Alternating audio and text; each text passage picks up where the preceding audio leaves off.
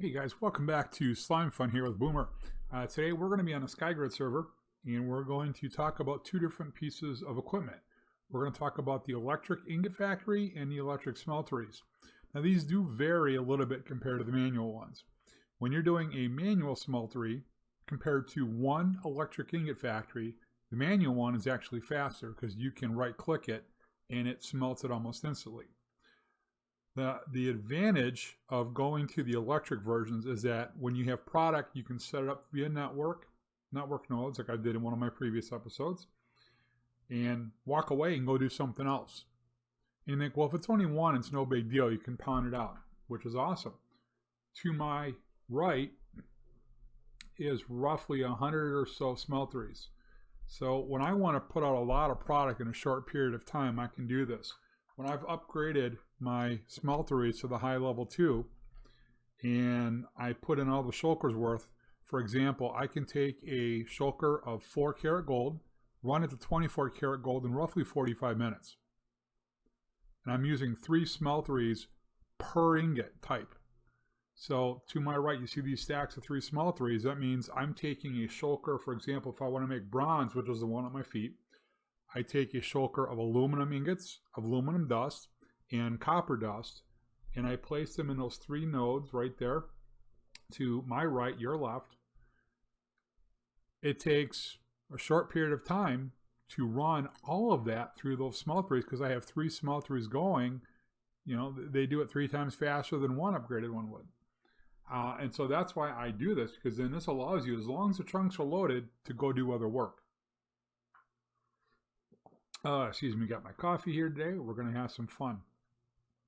Same thing with the ingot factory.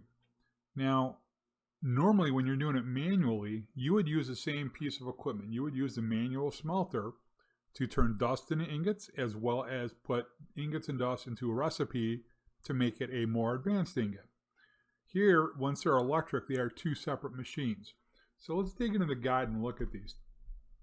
All right, so to start with, electric ingot factories, there are 3, and they simply vary based on speed. The electric ingots, the higher you go with speed, the more materials and resources it takes to make.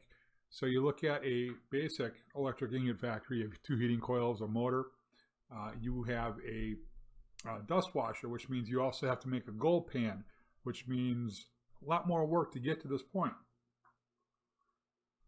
So they are a little bit expensive up front, but long term, they save a lot of time.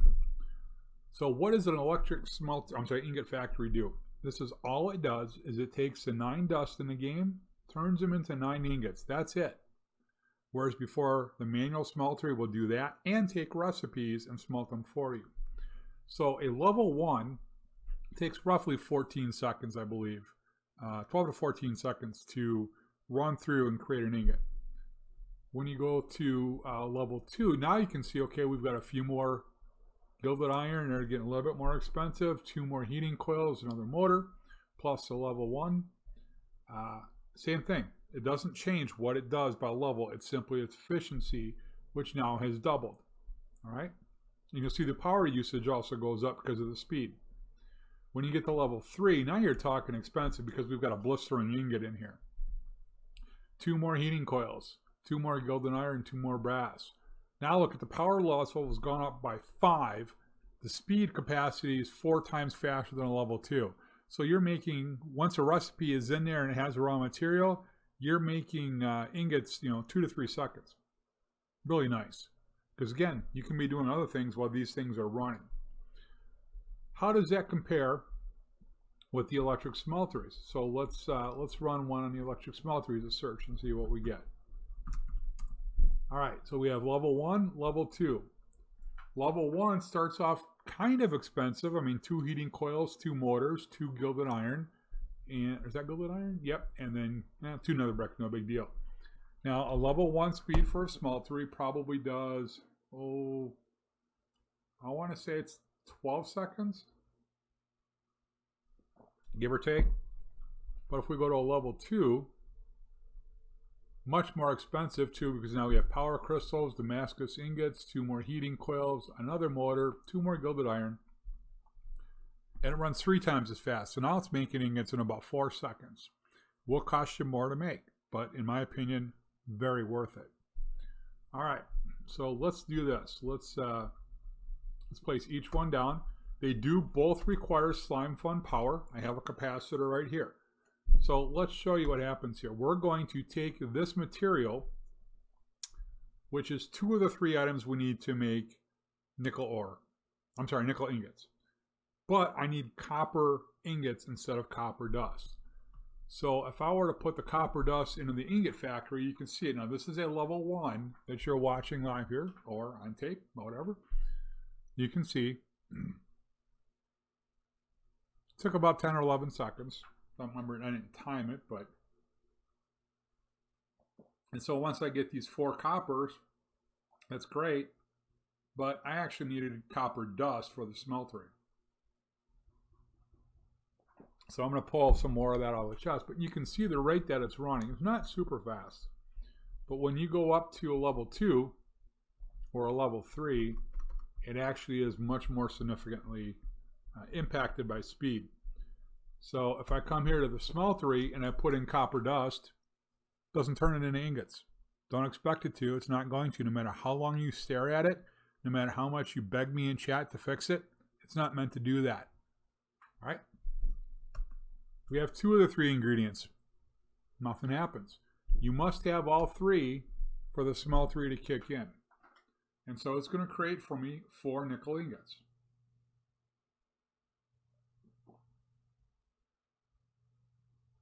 See? Level 1 isn't super fast. But then again, if you have to walk away to do something else, it's still more productive than going over and smacking a thing manually. So this will continue to get me 4 more. We have our 4 copper ingots. Not that I needed these, but now I have 4 more. 2. So this is pretty much the difference between the 2. And again, they are both network capable to be hooked up. They are Slimefun. So if you were to put, like I've got wired up here, remember, this is the tutorial version of Slimefun. So this is the spoiler warning. If you want to figure out what to do and how to set these things up, hey, you know what? Stop watching. As much as I want you to stay here, I want you to figure out how to play this game on your own. But if you really need the cheat, if you're really not going to put forth any effort, keep watching. All right? So when I set this up to be a farm, here's what I've got.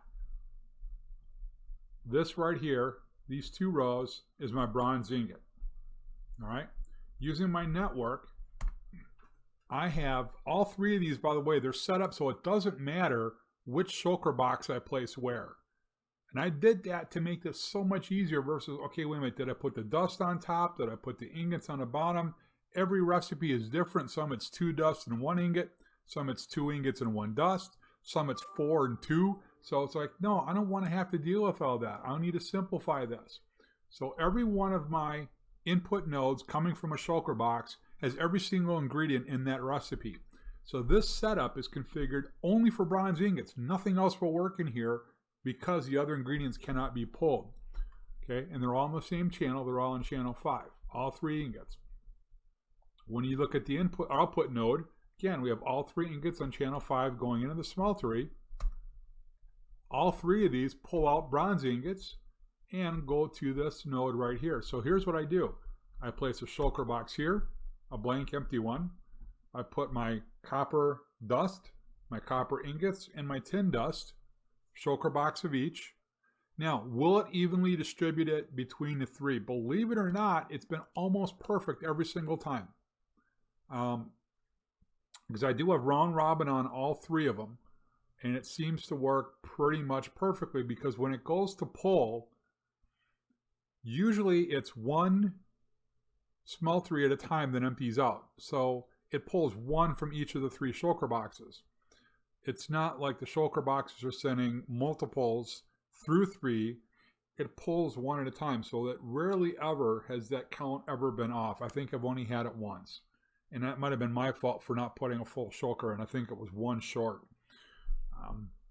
But they've always balanced out. So that's one way that you can utilize that automatic system. Now, I talked earlier about 24 karat gold. Ooh, it jumped right over the farm. Look at me, I can jump. So here's what I've got. This is my 24 karat gold form.